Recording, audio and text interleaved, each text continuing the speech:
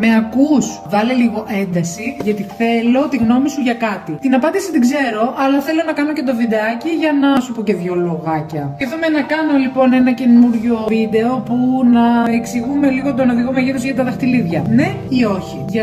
Γιατί υπάρχουν κάποιοι από εσάς που επιμένετε να μην βλέπετε τον οδηγό μεγέθους, παρόλο που είναι σε 3, 4, 5 σημεία μέσα σε κάθε καταχώρηση δαχτυλιδιού, σε πολύ εμφανή σημεία που σου λέει οδηγός μεγέθους, οδηγός μεγέθους. Κάτα το πιστικότατος πλήρως. Δεν είναι κακό το να ρωτάς. Αγγελική, δεν μπορώ να το βρω. Δεν το καταλαβαίνω. Φοβάμαι ότι είναι λάθος. Και τι έγινε? Εγώ γιατί είμαι εδώ? Θα σε βοηθήσω φυσικά και θα σε βοηθήσω και θα μιλήσουμε και θα γνωριστούμε κιόλας και θα τα βρούμε και όλα παρέα. Αλλά με προβληματίζει γιατί δεν βλέπετε τον οδηγό μεγέθους. Γιατί δεν κάνετε τη μέτρηση. Ενώ είναι τόσο εύκολο. Θα είμαι πάντα εδώ να σε βοηθήσω. Όχι μόνο για τον οδηγό μεγέθους για τα δαχτυλίδια, αλλά για όποια απορία έχεις. Αρκεί να μου μιλήσεις φυσικά και να δεις λίγο καλύτερα τις πληροφορίες για όλα τα κοσμήματα που υπάρχουν στο e-shop, οι οποίες είναι εκεί. Τις έχουμε φτιάξει, τις έχουμε σετάρει, τις έχουμε βάλει στο e-shop, έχουμε δουλέψει πάρα πολύ. Όλοι οι άνθρωποι που εμπλέκονται με αυτό, με στεναχωρεί το να μην τα βλέπεις. Θέλω να μάθω το λόγο γιατί δεν τα βλέπεις, τις πληροφορίες γιατί δεν τις βλέπεις, ενώ είναι εκεί. Όχι μόνο για τον οδηγό μεγέθους, γενικά. Κάποιες φορές μπορεί κάτι να σου ξεφεύγει.